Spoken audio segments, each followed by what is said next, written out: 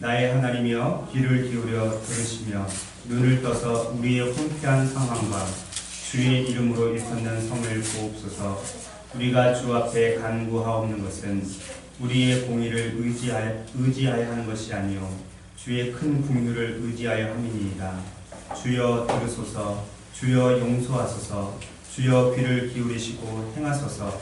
지체하지 마옵소서. 나의 하나님이여 주 자신을 위하여 하시옵소서. 이는 주의 성과 주의 백성이 주의 이름으로 일컫는 바 됨이니이다. 아멘. 오늘은 낮예배 후에 저희 농촌 테마파크로 야외 활동을 나갈 겁니다. 그래서 여러분들 마음이 지금 너무나 들떠 있어서 설교는 최대한 짧게 하도록 하겠지만 또 은혜가 되면 또 길게 할지도 모르겠습니다. 아무튼 최대한 짧게 하도록 할 테니까 여러분 몸은 여기 있는데 마음은 테마파크에 있으면 안 돼요. 몸과 마음이 다 여기 있기를 바랍니다. 이제 말씀을 시작합니다. 주전 605년도에 바벨론의 느부갓네살 왕이 모든 군대를 이끌고 남유다를 침공해 들어왔습니다. 예루살렘 성과 하나님의 성전이 파괴되고 온 나라가 아수라장이 되어버렸습니다. 남유다를 속국으로 삼은 바벨론의 느부갓네살 왕은 남유다에 있던 왕족과 귀족의 자녀들을, 소년들을 선발해서 제1차 포로로 잡아갔습니다. 바벨론 왕은 포로로 선발된 이 소년들 가운데 다니엘과 세 친구도 포함이 되어 있었는데 그들은 포로로 잡아온 이 소년들을 데려다가 바벨론의 학문과 언어를 가르쳤습니다.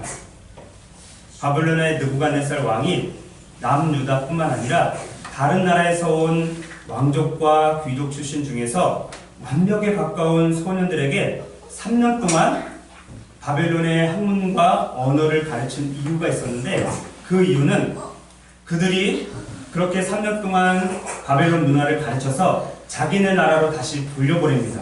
그러면 3년 동안 교육을 받았기 때문에 그 사람들이 자기 나라에 가서 바벨론을 심어주는 겁니다. 그래서 바벨론 문화를 그 나라에 심어주기 위해서 의도적으로 그렇게 3년 동안 가르치고 교육을 한 겁니다. 그런데 아무리 느부갓네살 왕이 의도적으로 가르치려고 해도 다니엘과 세 친구들은 바벨론 문화에 동화되지 않았습니다. 다니엘과 세 친구는 왕의 음식과 포도주로 자신을 더럽히지 않겠다고 뜻을 정했기 때문에 그렇습니다. 뿐만 아니라 이 네 사람이 뜻을 정한 이유가 두 가지가 있는데 첫 번째는 그 음식들이 율법에 의해서 부정한 음식들이기 때문에 그렇고 두 번째는 당시에 어떤 나라든지 간에 왕이 먹는 음식까지 포함해서 먼저 그 나라의 신에게 제사를 드리고 나머지를 왕이나 일반 백성들이 먹는 겁니다. 즉 우상 앞에 드려진 제물을 먹지 않겠다라고 두 가지 뜻을 정했던 것입니다.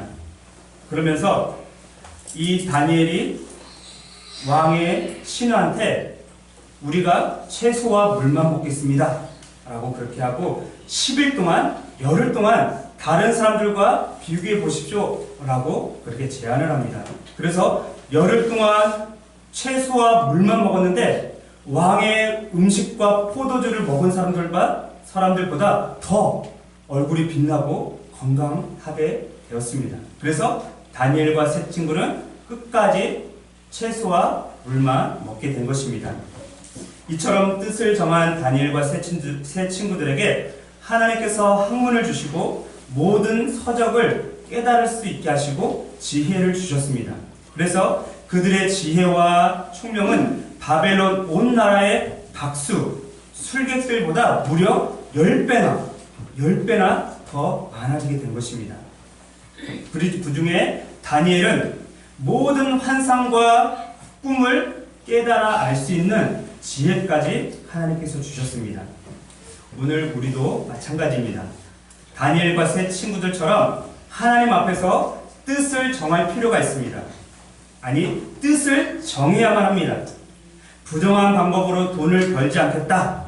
하나님보다 물질을 더 사랑하지 않겠다. 주의를 빼먹지 않겠다. 온전한 11조를 드리겠다. 부모님이나 자녀의 마음을 아프게 하지 않겠다. 남편이나 아내에게 또는 자녀들에게 언성을 높이지 않겠다. 시험을 볼 때 컨닝을 하지 않겠다. 싸우지 않겠다. 또 친구의 물건을 훔치지 않겠다. 욕하지 않겠다. 거짓말하지 않겠다. 등등 뜻을 정해야만 합니다. 사랑하는 생명빛교회 성도 여러분, 다니엘처럼 하나님 앞에서 뜻을 정해보시기 바랍니다. 그러면 하나님께서 여러분들에게 놀라운 은혜를 베풀어 주실 것입니다. 그러던 어느 날 느부갓네살 왕이 한 꿈을 꾸게 되었는데 그 꿈 때문에 번민에 휩싸이게 됩니다. 번민은 마음이 답답해서 괴로워 죽을 지경이다 라는 뜻입니다. 잠을 잘 수가 없습니다. 꿈을 꾸었는데 무슨 꿈인지 생각이 안 나요. 근데 너무 괴로운 거예요. 그래서 자신의 꿈을 해석해 줄 사람을 전국에서 다 모이게 합니다. 성경에 보니까 박수와 이런 박수 치는 이런 박수가 아니라 가끔 텔레비전이나 무슨 아니요, 텔레비전이나 무슨 정통 문화 예술 뭐 하면서 무당들이 굿을 하죠. 그런 굿하는 무당들을 박수무당이라 해요. 박수들, 즉 무당들과 그리고 또 술객들, 점쟁이들, 술사들 다 이런 사람들을 다 모아다가 내가 꾼 꿈을 말해보시오. 그리고 그 꿈에 대한 해석까지 해보시오. 라고 합니다. 그런데 그 사람들이 임금님께서 꾸신 꿈을 우리에게 말씀해 주시면 우리가 거기에 대한 해석을 해드리겠습니다. 이렇게 말합니다. 뭐야? 내 꿈을 해석하고 그 꿈에 대한 해석도 해보란 말이야. 왕이 그렇게 말합니다. 그래서 한 사람도 대답을 하지 못하자 화가 난 임금이 신하에게 여봐라! 저 모든 술객들과 술사들과 박수들과 점쟁이들을 다 죽여버려라! 라고 명령을 내립니다. 그런데 그 사람들 중에 다니엘과 세 친구가 포함이 됩니다. 그래서 그 얘기를 다니엘이 듣게 됩니다. 다니엘이 임금의 부하한테 잠깐만 저한테 시간을 주십시오. 제가 하나님 앞에 기도하고 그 꿈을 알고 해석해 드리겠습니다. 라고 그렇게 말합니다. 그래서 다니엘이 하나님 앞에 간절히 기도하자 하나님께서 환상 가운데 그 꿈을 보여주시고 해석도 보여주셨습니다. 왕의 신하와 다니엘이 왕에게 찾아갑니다. 그리고 이렇게 말합니다. 임금님께서 꿈속에서 커다란 신상 하나를 보셨을 것입니다. 그런데 그 머리는 순금이고 팔과 가슴은 은이고 배와 넓적다리는 노시고 종아리는 쇠고 또 발 중에 어떤 것은 쇠고 발 중에 어떤 것은 흙이었습니다. 맞아! 내가 꾼 꿈이 바로 그거야. 그래. 그런데 어디선가부터 한 돌이 날라와서 신상을 쳤는데 그 신상이 완전히 무너지고 가루로 변했습니다. 그래, 내가 꾼 꿈이 바로 그거야. 그러면 그 해석이 무엇이지? 라고 물어봅니다. 그래서 거기에 대한 해석을 쫙 풀어서 해줍니다. 그러면서 결론적으로 말하기를 왕께서 오신 것은 크신 하나님이 장래에 있을 일을 왕에게 알려주신 것입니다. 이 꿈은 참되고 이 해석은 확실합니다. 라고 그렇게 결론적으로 말을 합니다. 느부갓네살 왕은 다니엘의 해석을 듣고는 이렇게 말합니다. 너희 하나님은 참으로 모든 신들의 신이시오 모든 왕의 주제시로다. 내가 능히 이 은밀한 것을 나타내었으니 내 하나님은 또 은밀한 것을 나타내시는 이시로다 라고 말한 후에 다니엘을 가장 높여주고 온 나라를 다스리는 총리로 세웠습니다. 그리고 다니엘의 요구대로 세 명의 친구들 사드락, 메삭, 아벳느고를 각 지방에 다스리는 장관으로 세우게 되었습니다. 이제 그 후로 많은 시간이 흘렀는데 예레미야 선지자가 예언했던 대로 70년이 지나면 바벨론이 망하게 될 것이고 그 바벨론 포로에서 다시 본국으로 돌아오게 될 것입니다 라고 예언을 했습니다. 그 예언대로 바벨론이 메데 파사라는 나라에 의해서 완전히 멸망을 당하게 됩니다. 이제 새 시대의 새 나라가 되었지만 다니엘은 노년이 되었습니다. 노년이 된 다니엘은 여전히 전국의 총리로 사명을 감당을 하고 있었습니다. 노년의 다니엘은 메데 바사의 3명의 총리들 중에 가장 뛰어난 총리로 세워지게 됐는데 2명의 총리가 노예에서 온 사람이 총리가 된 게 배가 아픈 겁니다. 배알이 꼬인 겁니다. 그래서 질투와 뭘 했을까요? 그렇죠. 시기와 질투를 해서 이 다니엘을 고발할 것을 찾았는데 찾을 수가 없었습니다. 그래서 성경에 왜 찾지 못했는지 이렇게 기록을 하고 있습니다. 이에 총리들과 고관들이 국사에 대하여 다니엘을 고발할 근거를 찾고자 하였으나 아무 근거, 아무 허물도 찾지 못하였으니 이는 그가 충성되어 아무 그릇됨도 없고 아무 허물도 없음이었더라. 총리 2사람이 아무리 다니엘을 흠을 잡으려고 했는데 흠을 잡을 데가 없는 것입니다. 우리나라 속담에 털어서 먼지 안 나는 사람 없다 라는 말이 있어요. 들어본 적 있어요? 네. 여러분 한번 털어볼까요? 먼지 나는지 안 나는지? 네.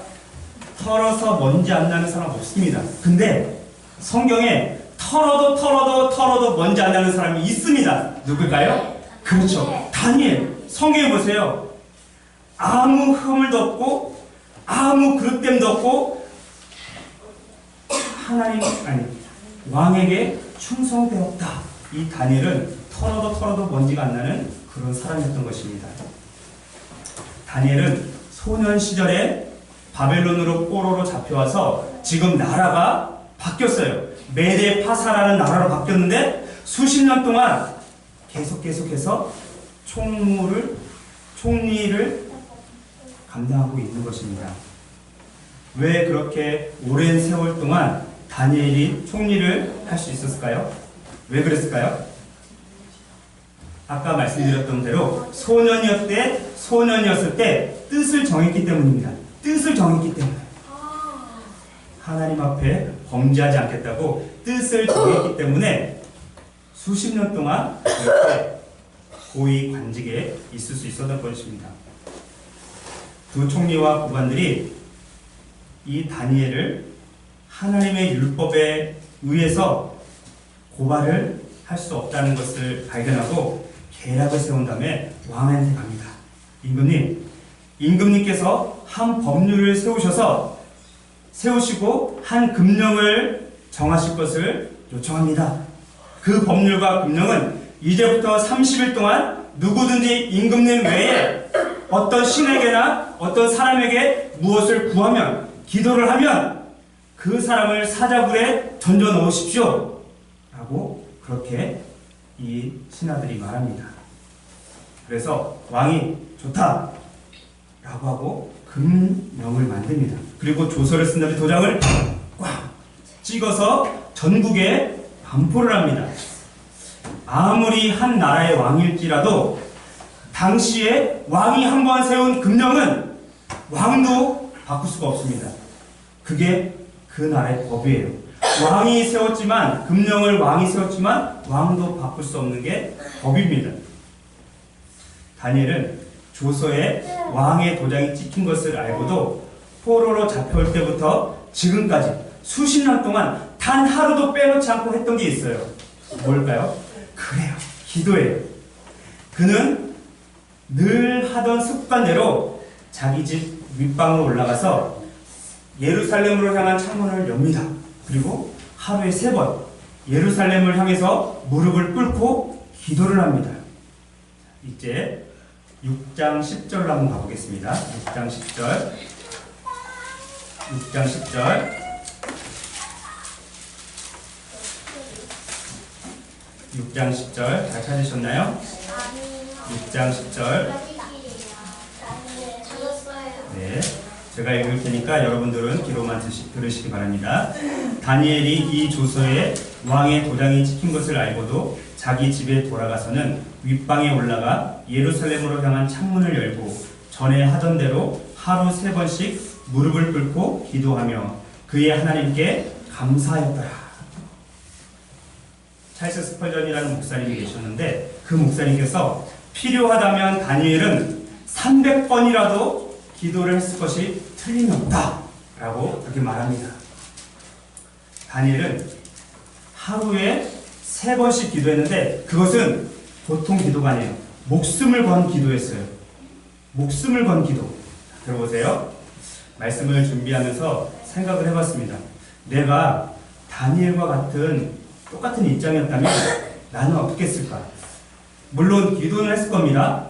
그런데 누가 보고 고자질할까봐 예루살렘을 향한 창문을 꽝 잠그고 한 번 더 잠그고 빛도 안 들어오게 커튼을 탁 치고 무릎을 꿇고 속으로 그렇게 기도했을 겁니다. 여러분들은 어떨 것 같아요?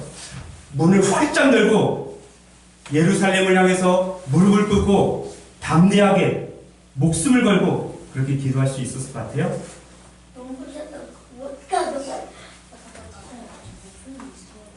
어떤 사람은 밥 먹을 때 하는 식사 기도도 창피해서 못합니다.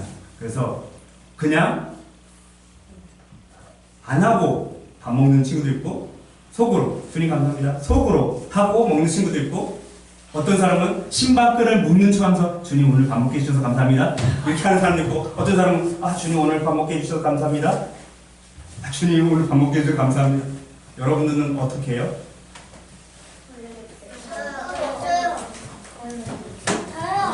친구들이 볼까봐 창피해서 기도도 못하는데 감히 왕의 명령이 떨어졌음에도 불구하고 창문을 활짝 열고 그것도 3번씩이나 하루에 기도했다는 것은 엄청난 용기와 믿음이 필요한 것이었습니다. 그는 늘 해오던 습관대로 하루에 3번씩 하나님께 기도하고 감사를 드렸습니다. 그런데 이 다니엘이 했던 기도의 내용이 무엇이었을까요? 그 기도의 내용이 이제 본문 말씀인 3절부터 19절까지 기록이 됐는데 제가 다 읽지는 않을 거예요. 여러분들이 나중에 한번 읽어보세요. 다니엘의 기도 핵심은 남유다를 대신해서 하나님 앞에 회개한 거예요. 그리고 이스라엘을 다시 회복시켜 주십시오 라는 그런 기도였습니다. 그리고 그의 기도가 드디어 절정에 이르는데 그 절정은 18절과 19절입니다. 같이 한번 읽어보겠습니다. 16장 우리 효주가 찾을 때까지 기다려줄게요. 다니엘서 9장 18절 19절 같이 읽을 거예요. 다니엘서 9장 18절 19절 같이 9장 18, 19절 다 찾으셨어요? 네. 목사님이 늘 얘기하지만 본문은 항상 뭐죠 이거? 성경책 줄로 항상 표시를 해놓으세요. 9장 18절 19절 같이 읽겠습니다. 시작. 나의 하나님이여 귀를 기울여 들으시며 눈을 떠서 우리의 황폐한 상황과 주의 이름으로 일컫는 성을 보옵소서. 우리가 주 앞에 간구하는 것은 우리의 공의를 의지하여 하는 것이 아니요 주의 큰 긍휼을 의지하여 함이니이다. 주여 들으소서. 주여 용서하소서. 주여 귀를 기울이시고 행하소서. 지체하지 마옵소서. 나의 하나님이여 주 자신을 위하여 하시옵소서. 이는 주의 성과 주의 백성이 주의 이름으로 일컫는 바 됨이니이다. 아멘. 자, 3절부터 19절까지 기록이 되었지만 다니엘은 단 한 단어도 하나님 나 좀 살려주세요. 하나님 우리 가족 좀 살려주세요. 하나님 내 자녀 좀 잘 되게 해주세요. 하나님 나 돈 좀 많이 벌게 해주세요. 하나님 나 병력 고쳐주세요. 이렇게 단 한마디도 기도하지 않았다는 겁니다. 다니엘은 하나님 이 민족의 죄를 용서해 주십시오. 우리 백성들의 죄를 용서해 주십시오. 그리고 이 나라를 살려주십시오. 속히 회복시켜 주십시오. 오직 그의 제목은 단 하나, 민족의 죄와 민족의 회복, 그거밖에 없었던 것입니다.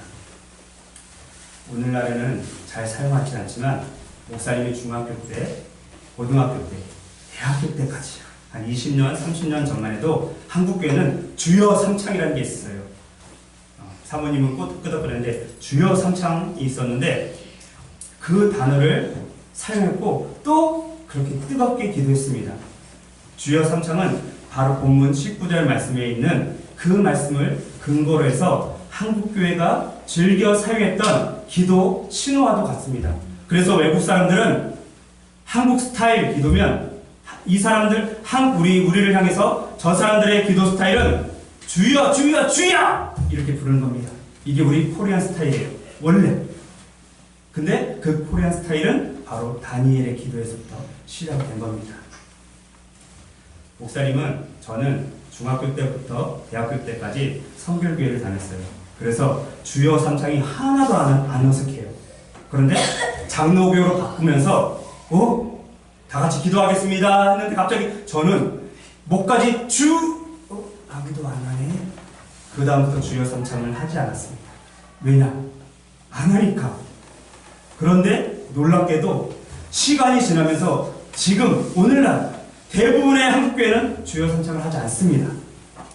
우리의 이 아름다운 기도의 전통을 잊어버린 겁니다.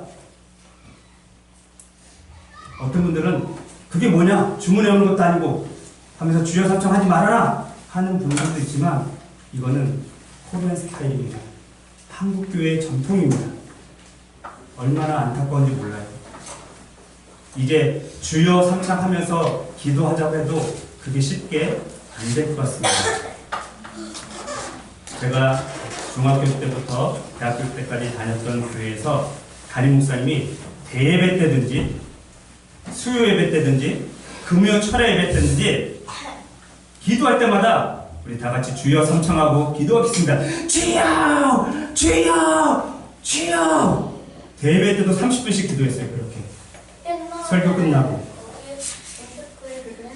그렇죠. 문평교에서도 했죠. 지금은 주여 삼창을 부르면서 눈물 콧물 흘리면서 기도하는 교회가 점점 사라지고 있고 우리에게 너무 어색한 그러한 구호가 되어버렸습니다.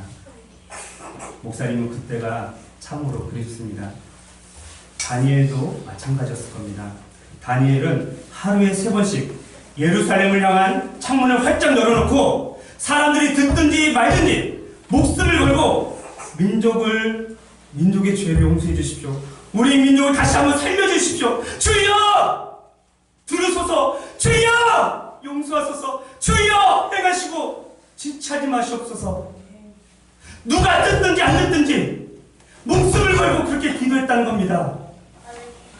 여러분들은 지금 웃지만 다니엘의 심정은 지금 70년 동안 다른 나라에서 포로로 잡혀있는 사람이에요.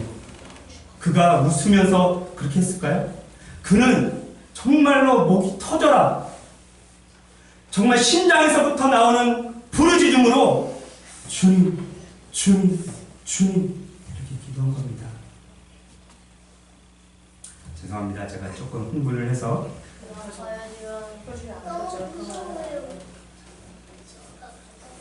다니엘이 그렇게 하루에 3번씩 기도하는 것을 다니엘의 적수들이 본 겁니다.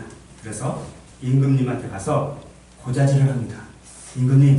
임금님께서 이미 금령에 도장을 찍으셨고 이제부터 30일 동안 누구든지 왕에게나 어떤 신에게나 사람에게 구하면 사자굴에 던져놓기로 하지 않으셨습니까? 저 다니엘이 기도하는 것을 보십시오. 당장 잡아다가 사자굴에 던져놓으십시오.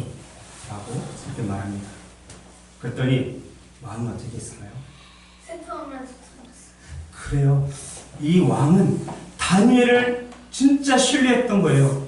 마음이 너무나 슬펐어요. 그러나 자기가 한 약속이기 때문에, 왕도 한 번 한 약속을 어길 수가 없기 때문에 다니엘을 사자굴에 던져놓았어요.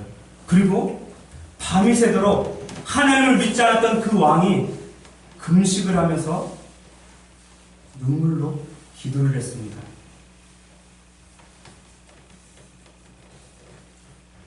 여러분, 그 왕이 한숨도 자지 않고 밤이 새도록 금식하며 기도했는데 뭘 했을 것 같아요? 뭐라 그랬다? 술을 마셨다? 게임을 했다? 그래요. 기도했습니다. 기도. 왕은 충신이었던 다니엘의 구원을 위해서 밤새도록 기도를 한 것입니다. 그리고 그 기도를 들으신 하나님께서 천사를 보내셔서 사자 입을 틀어 막은 거예요.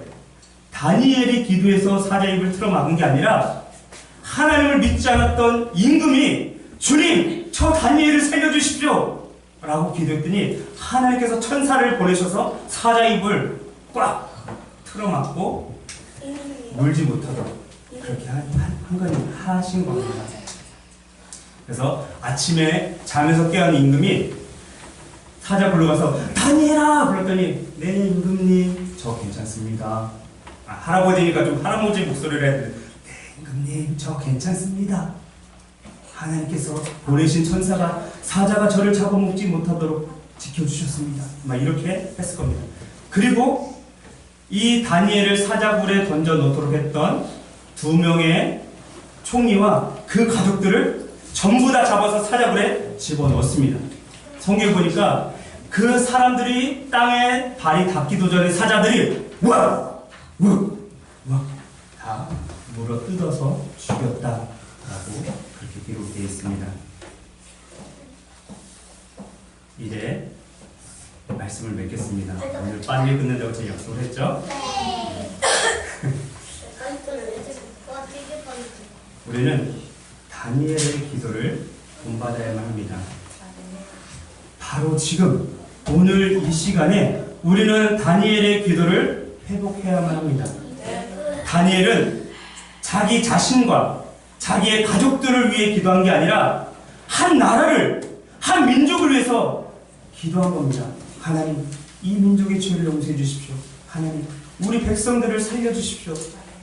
주여 들으소서, 주여 용서하소서, 주여 행하시고 지체하지 마옵소서 라고 간절히 목숨을 걸고 부르짖으면서 기도를 했습니다. 지금 한국교회는 주여 산창을 찾아보기 어려운 그러한 시대가 되었습니다. 물론 순복음교회나 성결교나 감리교는 할지 모르겠습니다. 그러나 대부분의 장로교는 잃어버린 지 오래됐습니다. 이럴 때일수록 우리는 더욱더 기도의 줄을 붙잡고 하나님 앞으로 나아가야만 합니다.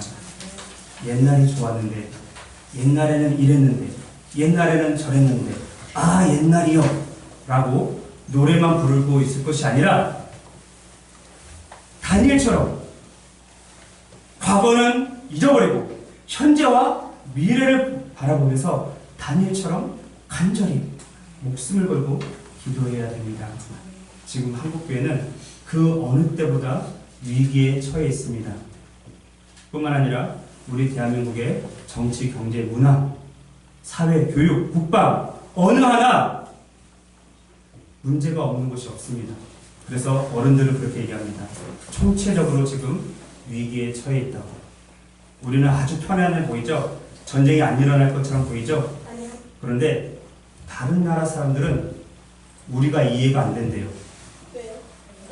다른 나라에서는 지금 당장 북한이 쳐들어올 것 같고 핵미사일 쏠 것 같은데 어떻게 너의 대한민국 사람들은 아무런 감각이 없냐? 이렇게 얘기하는 거예요. 우리나라는 지금 평화 통일이 되지 않은 상태입니다. 분단 국가예요. 휴전하고 있어요. 언제 전쟁이 일어날지 몰라요. 그래서 우리는 이 나라를 위해서 더 많이 기도해야 되고, 또 높은 위치에 있는 분들, 대통령을 비롯해서 정치하는 분들, 또 경제를 하는 분들, 이런 분들을 위해서 더 많이 기도해야 돼요. 우리가 매주 주일마다 기도하고 있죠. 그냥 여러분들이 장난으로 하는 것이 아니라 다니엘처럼 간절한 마음으로, 비록 주여 주여 주여 부르지 않더라도 간절한 마음으로 이 나라와 민족을 위해서 기도해야 됩니다. 우리가 기도하지 않으면 이스라엘처럼 언제 이 나라가 망할지 모릅니다. 망하고 난 뒤에 후회하면 그때는 아무런 이득도 없을 것입니다. 우리나라 속담에 소 잃고 외양간 고친다는 말이 있죠. 그런 꼴을 당하기 전에, 소 잃기 전에 외양간을 먼저 고쳐야 됩니다. 우리가 할 수 있는 방법은 기도하는 것밖에 없습니다. 여러분들이 지금 군대에 갈 수 있는 것도 아니고 정치계에 뛰어들어서 정치를 바꿀 수 있는 것도 아니잖아요. 그렇죠? 우리가 할 수 있는 유일한 방법, 나이와 성별을 초월해서 누구든지 언제든지 할 수 있는 방법, 그것은 다니엘처럼 기도하는 겁니다. 목숨을 걸고 간절하게. 그러면 하나님께서 우리의 기도를 들으시고 우리 민족을 회복시켜 주시고 우리 한국교회를 다시 살려주실 것입니다. 그러한 은혜가 있기를 간절히 바라겠습니다. 기도하겠습니다.